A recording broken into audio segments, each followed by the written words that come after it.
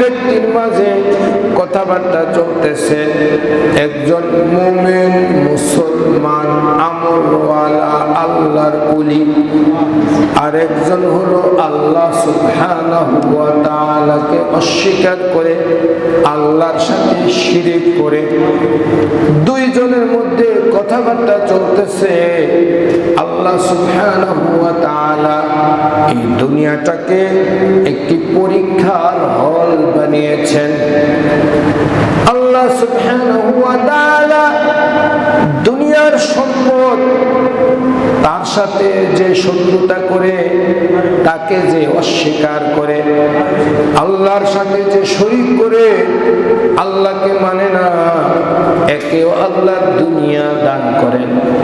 আবার দিনদার মানুষকেও আল্লাহ মাঝে মাঝে দুনিয়া দেন, কিন্তু তুলনামূলক দিনদার মানুষরা গরিব থাকে, আর যারা বদ্দিনের উপরে চলাচল করে তুলনামূলক তারা একটু ধনী থাকে, প্রভাবশালী থাকে, ক্ষমতাওয়ালা থাকে, ঠিক কিনা? মহান রব্বুল আলামিন দিন তো তাদেরকেই দান করবেন যাদেরকে তিনি পছন্দ করেন। এই দিন তো আল্লাহ রব্বুল আলামিন ১৬ লক্ষ নবীকে দিয়েছেন। নবীর অনুসারী যারা জান্নাতি হয়ে গিয়েছেন, আল্লাহ তাদেরকে দিনের দৌলত দান করেছেন। দিনদার মানুষ, সম্পদ যদি কম হয়, সুখ শান্তি দুনিয়ার লাইনে যদি কম হয়, অর্থ উপার্জন যদি কম হয়, বাড়িঘর যদি ভাঙ্গাচোরাও থাকে, তবুও তারা আফসোস করে না।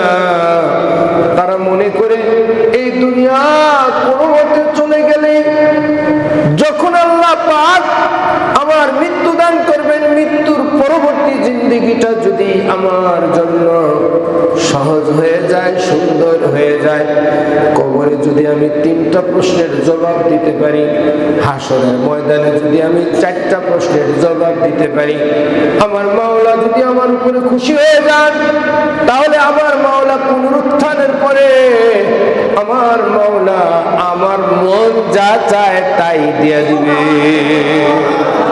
ওয়ালাকুম ফিহা মা তাশতাহি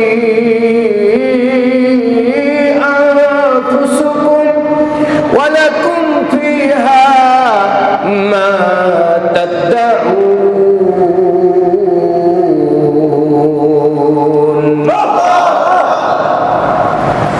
আমার ভাইরা, দিনদার মানুষটা তার বন্ধুকে বলতেছে, বন্ধুরে, তোকে যে আল্লাহ 2টা বাগান দিয়েছে, বাগানে ফলমূল সব কিছু দিয়েছে, তোর বাগানের মাঝে আল্লাহ ঝর্ণা প্রবাহিত করেছে, তোকে আল্লাহ কত কিছু দান করছে। বন্ধু, তুমি বাগানে যখন ঢুকেছ, তখন যদি তুমি মাশা আল্লাহ বলতে, অহংকার আর গৌরব যদি না করতে, কতই না ভালো হতো। এ কথা যদি বলতে যে সব কিছুর মালিক কে বলেন? একমাত্র আল্লাহ, আল্লাহ আমাকে দান করেছে। বন্ধুরে, এই কথাটা যদি তুমি বলতে, তাহলে বড়ই ভালো হতো। তো বন্ধু তো এই কথা বলার না, সে তো আল্লাহকে মানেই না, আল্লাহকে স্বীকারই করে না। দিনদার বন্ধু বলতেছে, ও বন্ধু, তোমার চাইতে আমার সম্পদ কম, তোমার চাইতে আমার সন্তান আদিও কম, দুনিয়ার লাইনে তুমি বড় উন্নত, আমাকে আল্লাহ দুনিয়ার লাইনে এত উন্নতি দেন নাই, তবে আমাকে আল্লাহ যা দিয়েছেন, ও বন্ধু, তোমার দুনিয়ার লাইনের সম্পত্তি যে কোনো সময় নষ্ট হয়ে যেতে পারে, ধ্বংস হয়ে যেতে পারে, শেষ হয়ে যেতে পারে। সকালবেলার ধনী রে তুই, ফকির সন্ধ্যাবেলা। আপনাদের খুব জানা আছে, এই সমাজের মাঝে আপনাদের পরিচিত জনের মাঝে কত মানুষের কথা আপনারা জানেন। আগে অঢেল সম্পত্তি ছিল, এখন কিছুই নাই, আসেনি? আগে কিছুই ছিল না, এখন আল্লাহ তাকে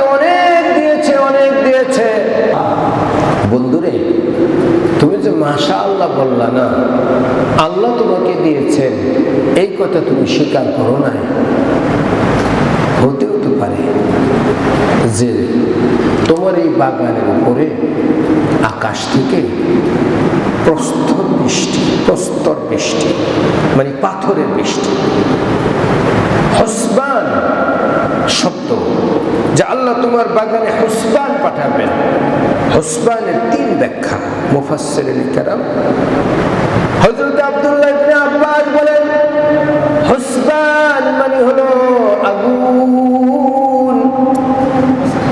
আল্লাহ পাক মাঝে মাঝে আকাশ থেকেও আগুন প্রেরণ করতে পারেন কিনা ভাই? হুসবান মানে আগুন। আবার কোন ব্যাখ্যাকারী বলেন হুসবান মানে হলো আযাব, শাস্তি।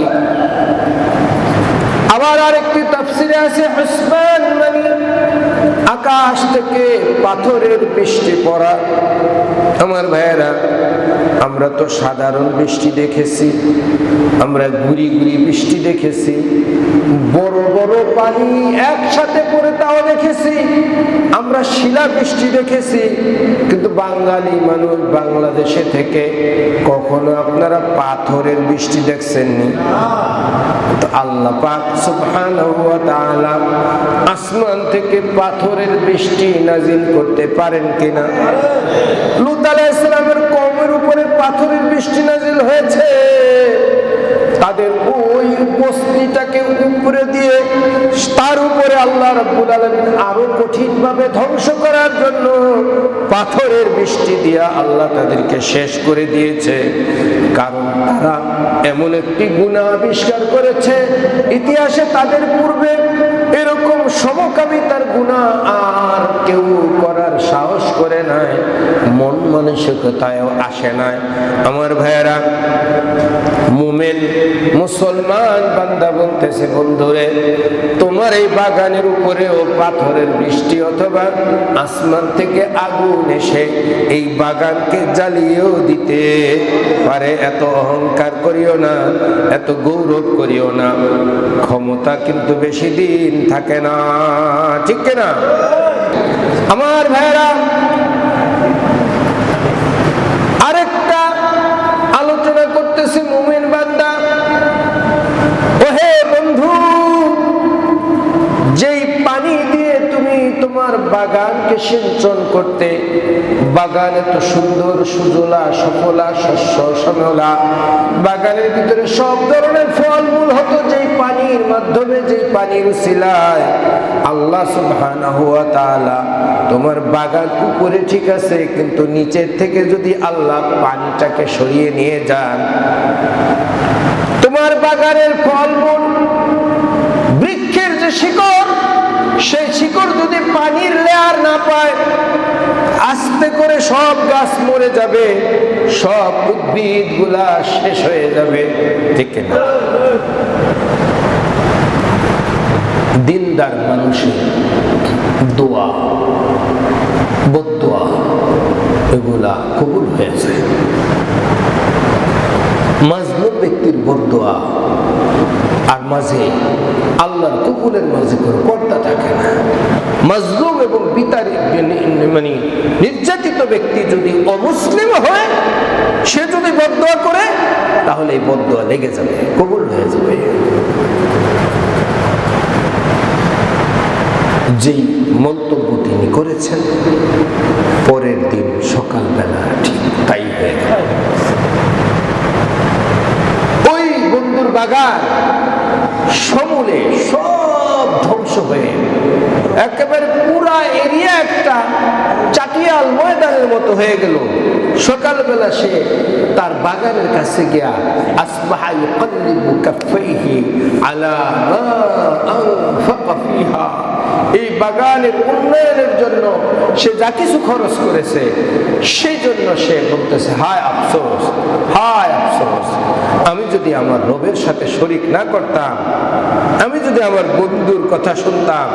আমার ভাইরা, দাওয়াতি কাজ করুন, আপনার আত্মীয় স্বজন, ভাই বেরাদার, পাড়া প্রতিবেশী, তাদেরকে দিনের দিকে আনেন, তাদেরকে নামাজের দাওয়াত দেন, তাদেরকে আল্লাহর বিধানকে শ্রদ্ধার সাথে দেখার জন্য বলেন।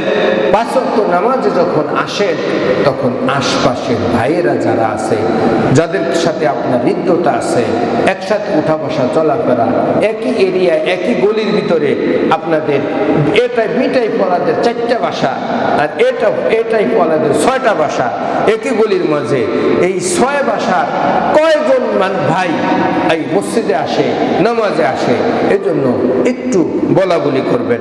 এই আল্লাহর বান্দা যেরকম তার বন্ধু বিধর্মীকে দাওয়াত দিছে, এরকম আপনিও কি করবেন? ইনশাআল্লাহ দাওয়াত দিবেন, বলতে থাকবেন। আপনার বলার দায়িত্ব, মানবে কি মানবে না সেটা তার ব্যাপার, ঠিক কিনা? লা ইলাহা ইল্লাল্লাহ, লা ইলাহা ইল্লাল্লাহ,